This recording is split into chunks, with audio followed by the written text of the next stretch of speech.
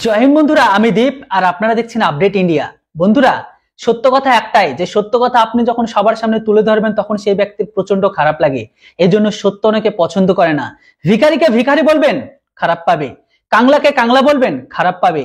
জনম দক্ষিণী কাংলাবাসীদের কাংলাবাসী বলবেন, তারাও খারাপ পাবে। প্রথমে আগে ভিডিওটা দেখে নিন, তারপরে আমি আপনাদের প্রমাণ সহ কিছু কথা বলবো। বাংলাদেশি ভিউয়ার্স হলে অবশ্যই দেখবেন, কেননা এটা আপনাদের জন্য দেখা অবশ্যই জরুরি। চলুন দেখি। দাম কমাতে পারে না মোহাম্মদ ইউনুস নাকি ভারতের সাথে যুদ্ধ করবে, মোহাম্মদ ইউনুস নাকি ভারতকে বয়কট করবে। মোহাম্মদ ইউনুস একটা ছোট্ট ব্রয়লার মুরগি, সেখানে আমরা গল্পে দেখেছি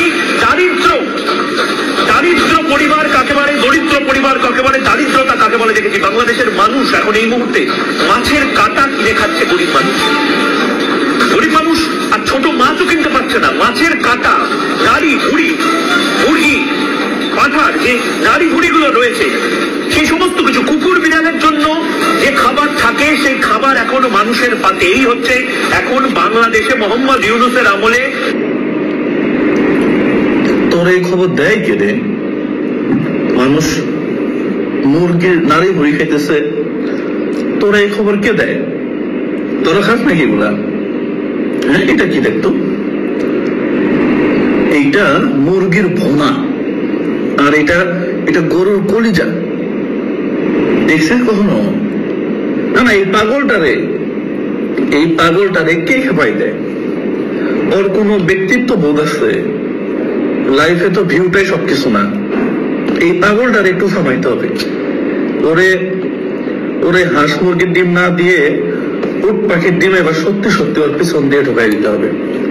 ও খুব বার বাড়ছে। মানুষ বলে মুরগির নারী ভুড়ি খাইতেছে, চিন্তা করা যায়? হ্যাঁ, কতটা স্টুপিড চিন্তা করা যায়, কতটা স্টুপিড। তো বন্ধু, আসি এবার মেন কথাই। ওই জন্য ভিডিওর শুরুতে আমি আপনাদের বলেছিলাম যে মানুষকে সত্য কথা বলবেন, সেটা সে বিশ্বাস করবে না, নয়তো সে মানতে পারবে না। ভিখারিকে ভিখারি বলবেন, কষ্ট পাবে। কাঙালিকে কাঙালি বলবেন, কষ্ট পাবে। আর এই কাংলাদেশীদের আপনি যদি বলেন আপনারা খেতে পাচ্ছেন না, বেচারারা মনে অনেকটা আঘাত পাবে। এর জলজান্ত উদাহরণ এই ব্যক্তি সম্পর্কে যদি বলি, ইনি একজন বাংলাদেশের খুব ভালো একজন মানুষ হিসেবে প্রথমে আমার কাছে পরিচিত ছিল, কেননা ইনি অলওয়েজ গরিব মানুষ অর্থাৎ সেই দেশের জনম দক্ষিণী কাঙালদের সহায়তা করে। যাই হোক, সেটা ওনার পার্সোনাল ব্যক্তিগত ব্যাপার। যাই হোক, ওনার কাজকর্ম প্রথমের দিকে আমার ভালো লেগেছিল, কিন্তু একদিন ইনার যে থিঙ্কিং, ওই যে বললাম না ইসলাম আর টেরোরিস্ট একই মুদ্রা, রেপিট আর ওপিট, এদের মানসিকতা সব কিন্তু এক জায়গায়। ওই জন্য বলে দিই, সব রসুনের পিছন কিন্তু একটাই থাকে। এক্স্যাক্টলি, কাউকে আলাদাভাবে দেখবেন না। হয়তো এক একজনের প্রফেশন হিসাবে থিঙ্কিং, কথা বলার স্টাইল বা ভাবনা চিন্তা বা চরিত্র আলাদা হতে পারে, কিন্তু মেন জায়গা সবার একই। ইনি একদিন একটা ভিডিও বানিয়েছিল, তো সেই ভিডিওটিতে উনি তার দেশেরই একজন হিন্দু সনাতন ধর্মী ব্যক্তি হিন্দু থেকে অর্থাৎ মুসলিমে গেছিল। তারপরে সেই ভিডিওটি বানান পরে বিভিন্ন জায়গা থেকে কমেন্ট তার ভর্তি হয়ে গেছিল তাকে নিয়ে, যে দাদা আমি আপনাকে ভালো ভাবতাম, কিন্তু আপনি তো দেখছি ইসলামের সমর্থন হয়ে সেই সমস্ত মানুষগুলোকে প্রমোট করছেন। আজ এটা যদি কেউ ইসলাম থেকে হিন্দুতে আসতো, আপনি কি করতেন? আপনি তো গালে গালে দিতেন।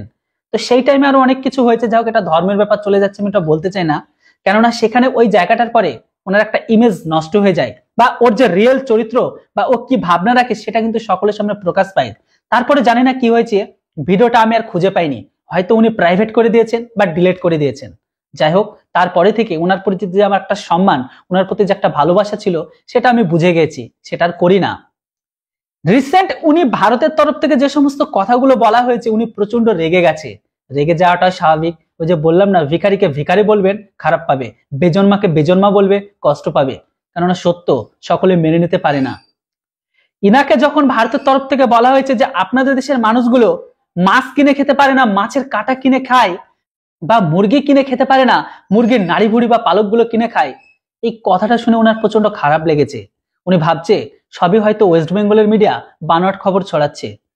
তো প্রথমে আপনারা স্ক্রিনে আর্টিকেলটা দেখে নিন ভালো করে। এটা কিন্তু আমার দেশের পাবলিশ করা আর্টিকেল না, এগুলো হচ্ছে সবটা আপনাদের দেশে পাবলিশ করা আর্টিকেল। দেখতে পাচ্ছেন কি লেখা আছে বড় বড় অক্ষরে? হ্যাঁ, বর্তমান সময়ে সেই দেশের ইলিশ মাছ বাদে পাঙ্গাস মাছকে মেন মাছ করা উচিত, কেননা সেই দেশের সাধারণ আর গরিব মানুষের অবস্থা এতটা খারাপ, পাঙ্গাস মাছটা কিনে খেতে পাচ্ছে না। আর আর্টিকেলে তো দেখতেই পেলেন যে সেই দেশের মানুষ এখন মাছের কাঁটা কিনে খাচ্ছে 40 টাকা 50 টাকা করে। এটা আমার কথা নয়, এটা আপনাদের দেশে মিডিয়ার কথা। এমনকি বিবিসিতে এটাকে নিয়ে একটা পুরো ভিডিও বানানো আছে, বিশ্বাস না হলে একবার দেখে নিতে পারেন। প্রমাণ লাগবে? আর চলুন দিয়ে দিই। এটা তো হলো মাছের। এবার যদি মুরগির মাংসের কথা বলি, আপনাদের দেশের অবস্থা এতটা খারাপ যে সাধারণ মানুষ পোল্ট্রি মুরগি পর্যন্ত কিনে খেতে পাচ্ছে না। তাই কিছু মানুষের কাছে মাংসের থেকে মাংসের ঝোলটাই বেশি গুরুত্বপূর্ণ। ওই যে বলে না, শিং খেতে পারি না তাই শিংয়ের ঝোলটাই যথেষ্ট। আর আপনাদের দেশে রিয়েলিটিটা কি সেটা আপনাদের একটু ডিটেলসে বলে দিই।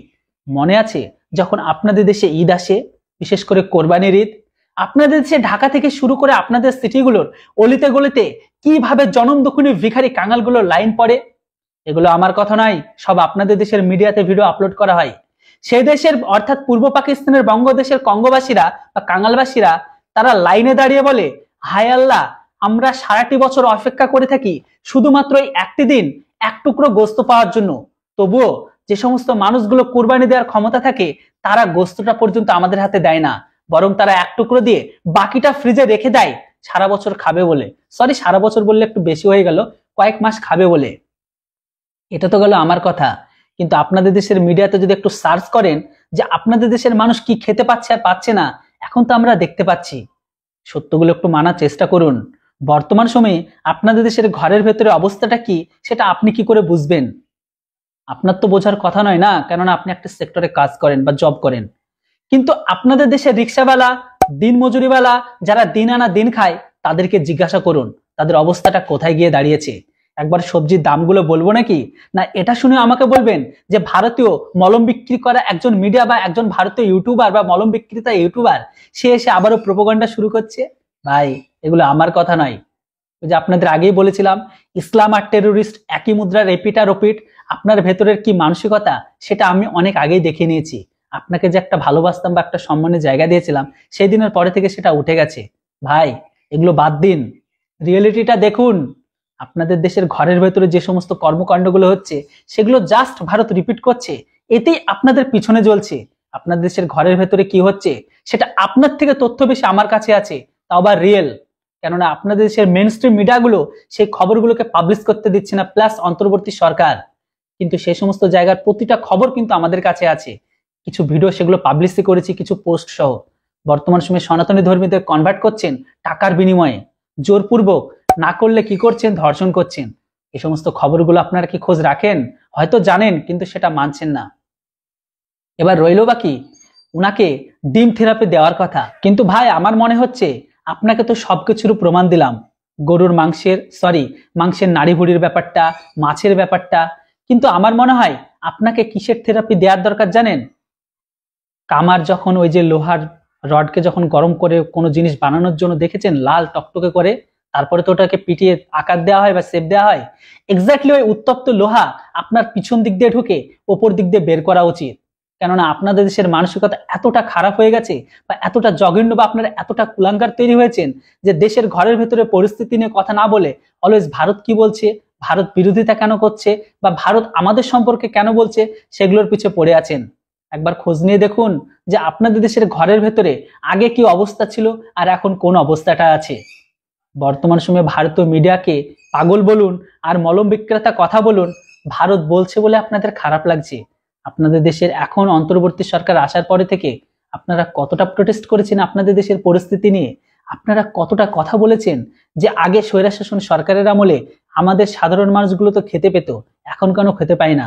আর আপনি তো নিজেই বড় বড় উদাহরণ দেন। আপনার দেশ ভিখারি ছিল, আছে, সামনের দিনে আরো হবে। কেননা আপনি সহায়তা বা হেল্পিং করতে গিয়ে আপনি নিজেই বলেন যে দেশে কি পরিমাণ ভিখারি বেড়ে গেছে, আমি গেলেই ভিখারি পালা পড়ে যায়। তাহলে ভাবুন, আপনি আপনার নিজের বানানো ভিডিওর মাধ্যমে আমাদেরকে প্রকাশ করে দিচ্ছেন যে আপনার দেশ ভিখারি ছিল, আছে আর বাড়বে। আর হওয়াটাও স্বাভাবিক। আপনারা তো শুয়োরের বাচ্চার মতন বাচ্চা নেবেন, বলবেন আল্লাহর দান আল্লাহ দিচ্ছে, আল্লাহ দেখবে। অথচ সেই বাচ্চাগুলোকে লাইনে লাগিয়ে দিবেন রাস্তার ধারে কাটরা নিয়ে, হায় আল্লাহ, আল্লাহকে নাম পার কুছ দে দো বাবা। আবার পরে বলবেন সবে আল্লাহরই দিন। কি কিছু বুঝতে পাচ্ছেন? আপনার ভিডিওগুলো একবার দেখুন ভালো করে। যে সমস্ত ভিখারিগুলোকে নিয়ে চলেন তাদের একবার কথাবার্তাগুলো শুনুন। ওই সমস্ত গল্প বাদ দিন। আপনার মন মানসিকতা কোথায় গেছে আর কোন দিক থেকে আপনারা ভাবনা চিন্তা করেন আর আপনি কোন বিচারধারা রাখেন সেটা আমরাও ভালোভাবে বুঝি। তাই আপনার পিছনে ওই লোহার রড পিছন দিক দিয়ে ঢুকে মাথা দিয়ে বের করা উচিত, তবে আপনি বুঝতে পারবেন যাই হোক, হিন্দু বিরোধিতা অনেক করেছেন, আপাতত মানুষ হন। কেননা পাকিস্তান হিন্দু বিরোধিতা করার পরে পাকিস্তানের হাতে কাটরা ধরিয়ে দিয়েছি, এবার আপনাদের পালা। চিন্তা করবেন না, পাকিস্তানের থেকে অবস্থা আপনাদের আরো বেশি খারাপ করা হবে। জাস্ট সময়ের অপেক্ষা, ওয়েট অ্যান্ড ওয়াচ। যাই হোক বন্ধুরা, ভিডিও কেমন লাগলো অবশ্যই লিখে জানান। আর যে ভাইটি এই ভিডিও বানিয়েছে তাকে আপনাদের কিছু বলার থাকলে অবশ্যই কমেন্ট বক্সে লিখে জানাতে ভুলবেন না। Thanks for watching. জয় হিন্দ, বন্দে মাতরম।